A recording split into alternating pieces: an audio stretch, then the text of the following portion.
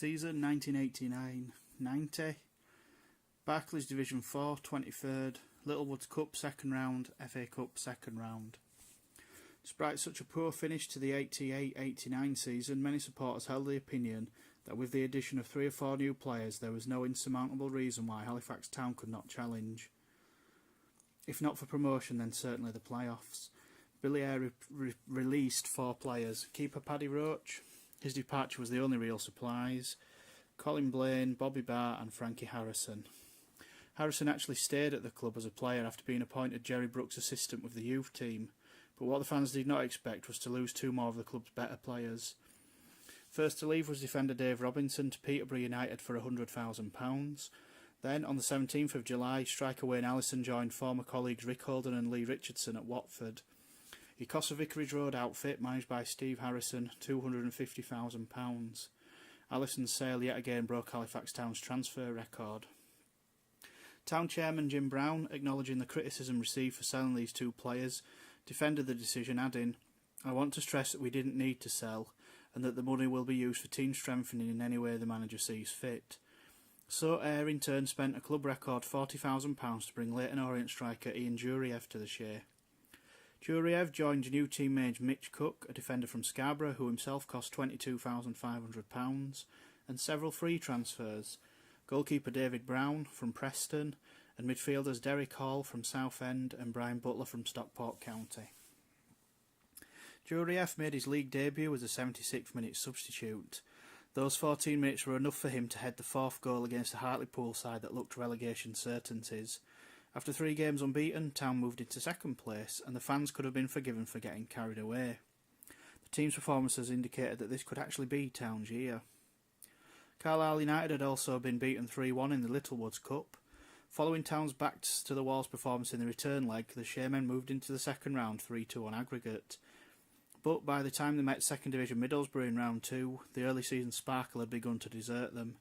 For the first leg at Ayson Park, Billy Eyre asked his players to keep it tight. But Middlesbrough, buoyed by an early Bernie Slaven goal, ran up 4 goals to leave the second leg academic. As had happened so many years before, Town plummeted down the table. Having beaten Torquay in their 3rd game, they won only one of their next 8 league fixtures. At Chesterfield, they contrived to throw away a 3-1 lead and lose 3-4. Despite playing well enough, they were not getting the points. But in an under-par performance, Town beat Rochdale in their next game and embarked on a run of 4 matches unbeaten to climb the table to 16th. They also defeated Lincoln City in the Leyland Daft Cup, the new name for the Sherpa van. Town travelled to Marston Road for an FA Cup tie with Stafford Rangers in understandably good spirits, despite having just lost at home to Southend. Conference side Stafford were always going to give the Shaymen a run for their money, as they had in 3 cup ties in the 1970s, and even the most ardent Town fan agreed that their own side were lucky on this occasion. Leading 2-1, Stafford had their chance to wrap the game up, before being sunk by 2 Phil Horner-headed goals. Halifax's luck, though, ran out in the second round. Town were drawn to meet Darlington, a league side in all but name, but now plying their trade in the conference. Darlington's 3-0 win over the Shaymen illustrated why they would make a return to Division 4 at the first attempt. Troubled times now lay ahead for Halifax Town and Billy Eyre. Chairman Jim Brown claimed it was costing £750,000 a year to run the club. A row between Eyre and Ian Juriev, which became public knowledge, ended with the striker sold to Hereford the following week for £50,000. Town at least had made a £10,000 profit on him, as Bulls boss Ian Bowyer paid out a club record to secure him, and in the league the Shaymen lost the art of winning. The defeat at Darlington hung round their necks like a millstone and slipped to 21st just after the turn of the year. Juriev was not the only player to leave the Shea. In January, centre-half John Bramhall joined Scunthorpe, but new players were not long in coming. Dominic Naylor arrived from Watford, initially on loan. He was joined later by Tony Fife, a forward from Carlisle, and an old being the operative word, favourite in Tommy Graham. They made their debuts in a 4-2 win over Wrexham. A run of 5 games unbeaten, including 3 victories, eased the pressure on Billy Eyre.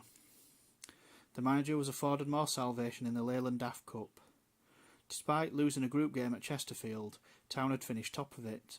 In the knockout stage, Town drew 1-1 with York City at the Shea, but went through 7-6 on penalties, with 18-year-old Craig Fleming netting the decisive kick after he had come on in the 111th minute as a substitute. In the second round, they always looked to have the beating of Stockport, and did so eventually after extra time 3-1 to progress once again into the Northern semi-final. The competition at last began to grab the attention of the supporters, with the Evening Courier labelling it the Wembley Dream yet again. But at Doncaster on the 20th of February, Town came a cropper, losing 3-0. The dream was over. The Did You Know section for this chapter. In the 1979-80 season, Halifax Town were the only Yorkshire club to make it through to the fourth round of the FA Cup. Town, with on loan Jim Gannon from Sheffield United in the side, recovered to beat Maidstone in their next game, but time was catching up with Billy Eyre. No sooner had he sold goalkeeper Phil Whitehead to Barnsley for £60,000 than his side endured 5 consecutive defeats to leave them just 2 points clear of bottom place. Following defeat at home to Lincoln City on the 20th of March, supporters milled onto the pitch calling for his head. John Brown decided to terminate his contract by mutual consent. Ayre's association with Halifax Town had come to an abrupt end, but whilst his record this term was disappointing, he could always claim to have kept the club afloat by giving youngsters such as Lee Richardson and Wayne Allison their chance. The supporters had much to thank him for. The board now turned to former Manchester United, Southampton and Scotland international Jim McAleog to rescue the club. In June 1989, McAleog had been chosen to run Halifax Town's football in the community scheme, but now took over as caretaker boss for the visit of Chesterfield. The game ended 1-1. 42 minutes before Town's game at Rochdale, McAleog was appointed full-time manager, with Tommy Graham acting as player coach.